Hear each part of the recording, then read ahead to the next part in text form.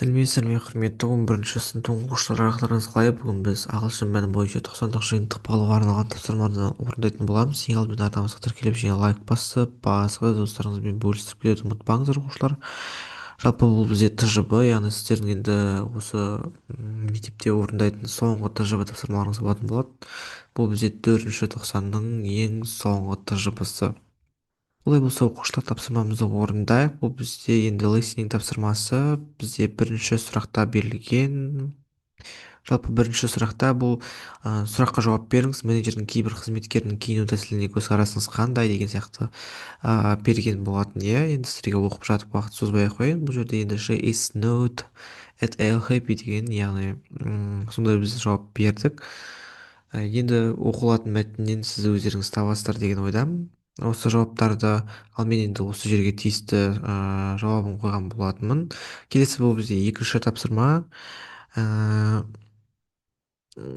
Complete the sentence with the missing information деген. Бұл жерде енді сұрақ берілген. The manager first does you work in reception.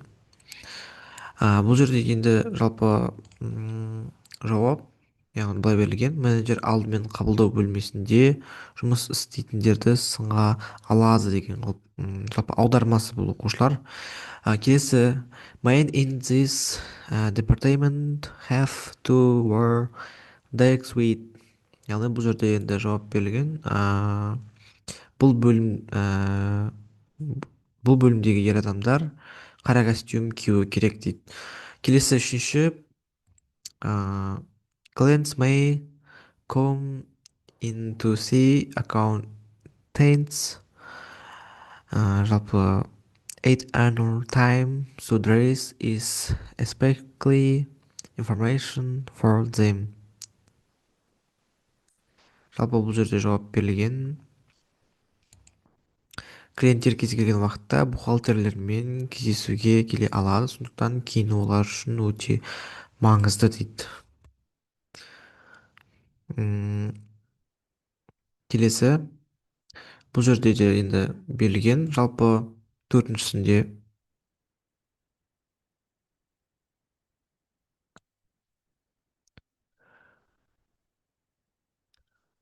Так, қазір сіздерге аудара кетейін.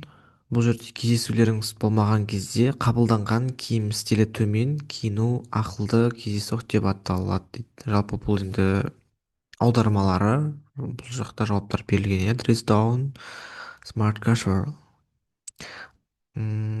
She allows the way jeans. Бұл жерде енді жауап jeans. Аудара кететін болсақ, ол клиенттермен кездесулер болмаған жағдайда джинс киюге мүмкіндік береді дейді. Келесі reading. Бұл жерде енді тапсырмаларды ретімен қоюымыз керек. Яғни бұл жерде енді мәтін берілген, сол бойынша біз мына жерге тақырыбына байланысты ретімен қойып шығуымыз керек. Be persistent, яғни бұл жерде бізде төртінші мәтін сәйкес келеді. Ал екіншісіне бұл бізде екінші мәтін, үшіншісіне бұл бізде үшінші, төртіншісіне яғни champion useful at work дегенге бізде ол бірінші мәтін сәйкес келеді екен. Келесі екінші тапсырмасы what is the main purpose of the article деген. Бұл жерге де жауап берілді. Енді сіздерге жауап бере кетейік.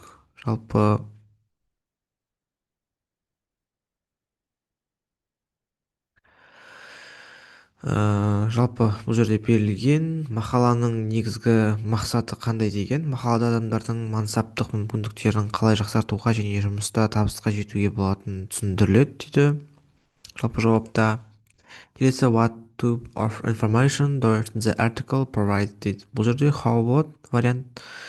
Бұл жерде енді сұрақ берілген, мақалада қандай ақпарат түрі берілген дейді. Ал біз how деген вариантты белгіледік. Келесі writing тапсырмасы. Бұл жерде енді жазылым. Бұл жерде біз жазылым тапсырмаларын орындауымыз керек. Қазір енді сіздерге writing тапсырмасын беретін боламын. Так.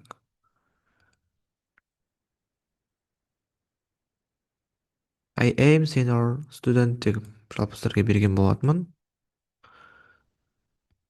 Спикингге қалдырайық.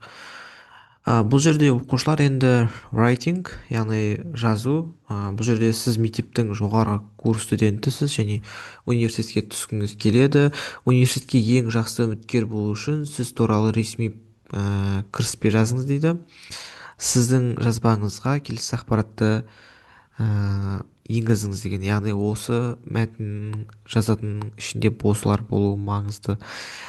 Яғни неліктен сіз жақсы үміткерсіз, мысалы тамаша оқу жетістіктері немесе өздеріңіздің жалпы жеке қасиеттеріңіз бар ма деген секілді, таңдалған университет болашақ мансабыңызға сізге қалай көмектесе алады дейді. Жалпы осыларды сіздер қосып осы орындауларыңыз керек. ә, райтинг, яғни жазба эссе жұмыстарыңызға өздеріңіз жайлы айта кетулеріңіз керек. Енді келесі болып бізде спикинг, яғни бұл жерде берілген сіздерге сұрақпен мен енді осы жерде бірінші картаны таңдаған болатынмын. Жұпта жұмыс жасаңыз және келесі сұрақтар бойынша 3 минуттық пікірталас жасаңыз. Біреуіңіз тақырыптың артықшылығын қолдасаңыз, екіншісі оған қарсы болады. Шетелде оқудың артықшылықтары мен кемшіліктері дейді. Енді екеуіңіз жалпы екі адам болып осы тақырыпқа сай, яғни шетелде оқудың артықшылықтары мен кемшіліктерін біріңіз қолдап, екіншісіңіз яғни даттауыңыз керек, яғни қарсы болуыңыз керек осы жалпы диалогта. Енді оқушылар мен астық жазып кеткен болатынмын. А мәтін А студенті, Б студент, А студент, Б студент, яғни сіздер енді осы біреуі боласыздар, яғни біреуіңіз А болсаңыздар, екіншіңіз Б болып осыны жалпы текст айтып шықсаңыздар болады, сол бойынша сіздер толық бағаланасыздар. Осымен сіздер оқушылар 24 балдың 24-ін толықтай жинайсыздар. Енді сіздерге жалпы сәттілік тілеймін. Алдағы уақытта жақсы маман иесі атануларыңызды тілеймін. Білім алу каналы сіздермен қоштаспайды. Бүгінге осы. Сау болыңыздар.